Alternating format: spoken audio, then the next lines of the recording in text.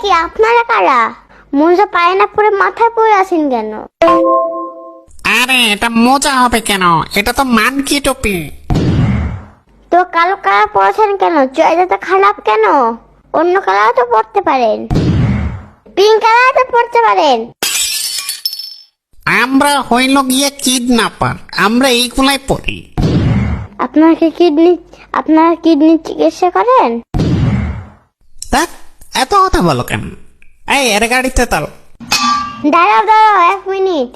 গাড়িতে উঠবো কিন্তু একটা শর্ত, আমাকে আইসক্রিম কিনে দিতে হবে আর 1 প্যাকেট চিপস কিনে দিতে হবে।